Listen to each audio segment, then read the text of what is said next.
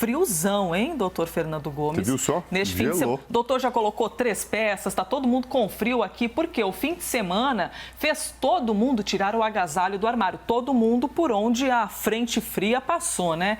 Aqui em São Paulo, por exemplo, temos até imagens aqui. A última sexta-feira foi a segunda mais fria dos últimos 60 anos na capital do estado. E na virada de sexta para o sábado, aí a temperatura cravou 8 graus. Foi a madrugada mais fria de 2020. Haja edredom para se proteger. No sul do país, como tinha a previsão de neve, e de fato a neve chegou, muitos turistas, assim digamos, ignoraram o novo coronavírus e correram para cidades turísticas para verem de perto a neve. Os hotéis preparados para receber menos gente, toda uma estrutura de segurança, mas o fato é que algumas pessoas foram atrás disso e acabaram se expondo nesse momento de pandemia. Mas, doutora, minha pergunta é a seguinte: existem, além do frio, né, de uma hipotermia, e até aqui mesmo na cidade de São Paulo tem notícia de moradores de rua que perderam a vida por causa do frio, existem outras doenças que podem aparecer nessa época do ano? Quando a gente olha a questão da saúde mental, a resposta é sim.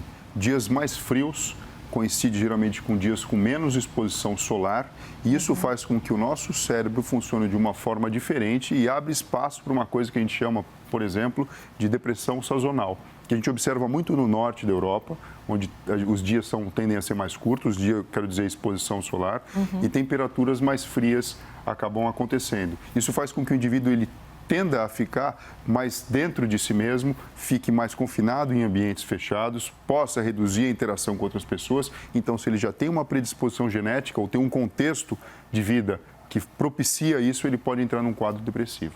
É o seu caso? Você sente isso ou já passou por isso? Mande aí o seu relato, até a sua pergunta, sua dúvida, pela hashtag correspondente médico. Doutor, existe uma tendência de as pessoas que já têm uma predisposição, então, quando elas acordam, eu vou usar como exemplo o fim de semana em São Paulo, nublado, chuvoso, frio, tudo cinza. Existe uma tendência da pessoa querer se fechar um pouco mais quando os dias são assim? Existe e tem uma explicação biológica para isso. A gente tem uma arte aqui para mostrar que a luz solar, ela impacta no funcionamento do cérebro de uma forma muito importante, muito mais do que a gente imagina. Existe uma região no cérebro chamada hipotálamo que faz um primeiro contato com essa estimulação que vem através da exposição da luz e vai provocar, pela exposição da luz nessa região, uma inibição da liberação de um hormônio chamado melatonina. Que fica aqui nessa região do cérebro. Que fica na região da glândula pineal, numa estrutura cerebral profunda, bem no meio mesmo do tecido cerebral.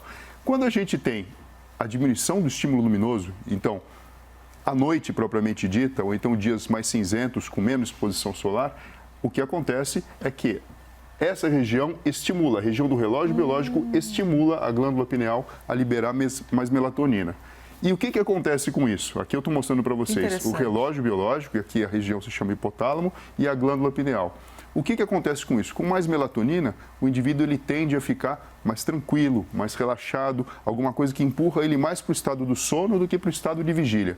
Então, se a gente imagina que estar vivo, estar bem, estar feliz tem a ver com energia vital, tem a ver com vontade de você sair, fazer coisas, é justamente isso que não acontece durante esse momento.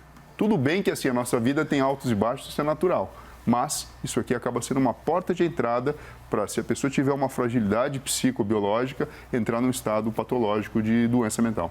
Todos os seres humanos liberam essa melatonina ao anoitecer, é isso? Ou alguns têm uma deficiência? É isso. O que acontece? Diminui a exposição solar, exposição à luz, aumenta a liberação de melatonina e o indivíduo passa a ciclar de uma forma diferente. É lógico que você pode ter uma alteração de modo que não seja tão eficiente a sua liberação, e isso pode até ser a explicação do que porque algumas pessoas têm mais dificuldade para adormecer, para relaxar e para com isso conseguir colocar todo o cérebro num ciclo natural. Por isso que, às vezes, quando as pessoas estão num ambiente que a luz não é branca, é amarela, que tem uma penumbra, às vezes até em alguma sessão com algum médico ou quem faz massagem, por exemplo, que coloca essa penumbra, é para já despertar uma certa tranquilidade na pessoa, porque vai ativar a melatonina, é isso? Tem correlação com esse caminho que você falou e justamente para colocar a pessoa num estado mais tranquilo de funcionamento. como é o animal que vai para a caverna de alguma forma para cicatrizar de um machucado ou de uma preocupação muito grande. Então, isso faz com que o indivíduo ele fique para dentro de si. A falta de melatonina pode desencadear uma depressão? É capaz disso? Pode existir correlação, sim, com a própria melatonina e lembrando da exposição da luz solar, sim, porque a luz solar faz com que a gente tenha a vitamina D sendo convertida na pele, ela estimula também outros neurotransmissores, por exemplo, como os circuitos relacionados com a serotonina, que tem uma relação direta com a manutenção do nosso estado de humor mais tranquilo e estável. Então eu quero dizer para você, menos tristeza, menos vontade de ficar sozinho, mais energia para viver, mais vontade de fazer coisas diferentes e de se interagir. Por isso que uma das formas naturais, e quando a gente olha o norte da Europa, a gente percebe muito isso. Como eu faço para lidar com uma situação dessa? Nossa. Naturalmente, as pessoas vão mais para bares, elas tendem a ficar em lugares mais quentes, mais junto, cantar, para tentar, de alguma forma, estimular o cérebro de uma forma diferente que a própria natureza não está oferecendo. Nós temos um país tropical e de uma diferença climática que é uma loucura, né? Então,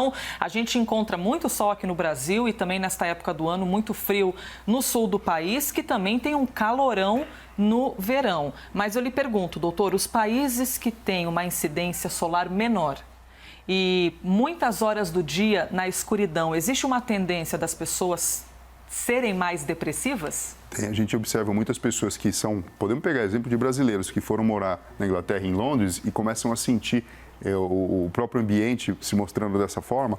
Então, dias cinzentos, nublados, pouca luz solar, na verdade, incidindo na pele e uma descrição monótona. Praticamente todo mundo que faz essa migração descreve, né? De uma tendência a ficar mais chateado, mais entristecido e acaba sendo, sim, uma porta de entrada para a depressão se a pessoa tiver a predisposição genética. Mande sua mensagem pela hashtag correspondente médico, participe aqui com a gente, eu compartilho com o doutor Fernando Gomes a sua dúvida. Doutor, mais uma pergunta em relação a isso. Como é que os parentes de uma pessoa que já tem ali um histórico de depressão ou que costuma estar ali mais baixo astral nesses períodos devem reagir?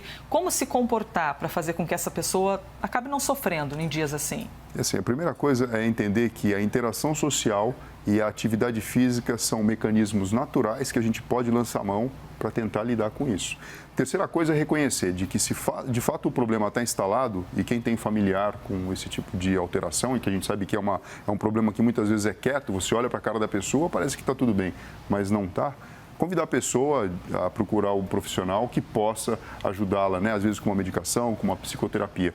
Mas, principalmente, Elisa, o contato e a interação social é o que acabam ajudando muito. A gente não pode forçar as pessoas, mas a gente pode convidar, a gente pode dar um toque diferente, uma conversa diferente, um ânimo diferente e ficar, obviamente, atento, né? Um ajuda o outro para que todos possam ter uma família saudável e relacionamentos melhores. Muito bom. Ofereça ajuda, ouvidos, amor, conversar, isso é sempre muito importante. Vamos para o nosso próximo tema aqui do Correspondente Médico. O mundo já ultrapassou a marca das 800 mil mortes pela Covid-19. Isso segundo a plataforma da Universidade Johns Hopkins. Está aparecendo aí na tela para você. Os Estados Unidos lideram o ranking com o maior número, são mais de 176 mil mortos e quase 6 milhões de casos. Na sequência, vem o nosso país, vem o Brasil, que soma quase 115 mil mortes e mais de 3 milhões de infectados pela doença. Doutor, apesar da quantidade que a gente observa e noticia aqui diariamente, é normal muitas pessoas perderem o medo da doença? Nos primeiros dias da pandemia, nossa, alerta total. Agora é meio que assim, tudo bem, é a doença que está aí. Existe isso? Existe uma coisa que a gente chama de dessensibilização. Então, conforme eu sou exposto a um determinado, vamos chamar de ruído, a uma informação permanente, o que acaba acontecendo é, se eu não sou atacado diretamente, se eu não fiquei doente, se eu não tenho um familiar ou um conhecido que ficou doente, eu vou deixando aquela informação de lado. E a gente tem uma dificuldade muito grande, isso é natural do cérebro, né? Uma coisa é a gente lidar com as coisas do mundo físico que estão próximas da gente. Então, um colega que ficou doente, uma pessoa que faleceu, que eu conhecia de fato, isso traz para mim uma informação concreta. Quando eu lido com números, com ideia de tabelas, com gráficos, eu estou falando de população. É como se eu estivesse discutindo, em vez das bolinhas em cima de uma mesa de bilhar, estivesse discutindo como funciona pequenas bolinhas que compõem os átomos ou então grandes bolinhas que compõem as galáxias. Acaba ficando muito abstrato. E a parte emocional do cérebro ela tem uma dificuldade para fazer essa equivalência. É lógico que a educação, conversar sobre isso, discutir sobre isso, faz com que a gente enriqueça a nossa capacidade cognitiva, a nossa mente, e com isso a gente tem aí uma informação e um trânsito de percepção mais real. Mas acaba sendo desafiador, por isso que os números muitas vezes progridem e também progride o destemor das pessoas. Isso tem a ver também com um medo do desconhecido, ou seja, quando eu não conheço algo, eu tenho medo, e agora que a gente tem mais acesso à informação, o medo vai diminuindo e as pessoas começam a achar que elas são maiores e mais fortes que a doença? É porque você vai controlando a informação nova que vai chegando para você. Porque chega uma hora que você fala, tudo bem, o que de pior pode acontecer? O maior número de internações? Podem acontecer mais mortes? O que mais, além do que isso, pode ocorrer? Problema econômico, problema social? E aí você acaba trazendo para um plano muito palpável a questão em si, do fato da pandemia. E junto com isso, a angústia de, olha, se não está acontecendo comigo, não está acontecendo com o que eu conheço, então eu vou viver, porque não tem sentido eu ficar dessa forma. É justamente esse convite que a gente faz para que as pessoas pensem, meditem e acabem lidando de uma forma diferente, mais racional. Eu queria lhe perguntar assim, qual é a data que a nossa vida vai voltar ao normal? Mas essa data não existe. Mas o que a gente pode explicar para as pessoas? É somente depois que houver uma vacina, correto? Ou uma medicação para o tratamento?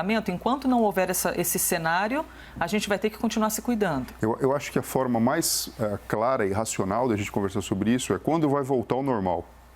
Já voltou, só que o nosso normal é esse. Não vai existir um sininho mágico que vai acontecer. Porque mesmo que tenha a vacina, vai ter toda uma logística de fazer o processo de vacinação de toda a população. E outra, se aparece outro vírus respiratório, Deus queira que não, mas se apareça, a gente já aprendeu alguns protocolos de forma de conviver com tantas pessoas na face da Terra. Então essas mudanças elas precisam ser incorporadas daqui para frente. O que acontecer de bom e de melhor, ótimo. O que for difícil e desafiador, a gente tem protocolo de comportamento para seguir. E ponto final. Seguimos na luta, então, pela saúde de todo mundo. Dr. Fernando Gomes, obrigada mais um dia. Boa semana. Muito obrigado, Elizabeth. Boa semana para vocês. Boa semana, Rafael Colombo.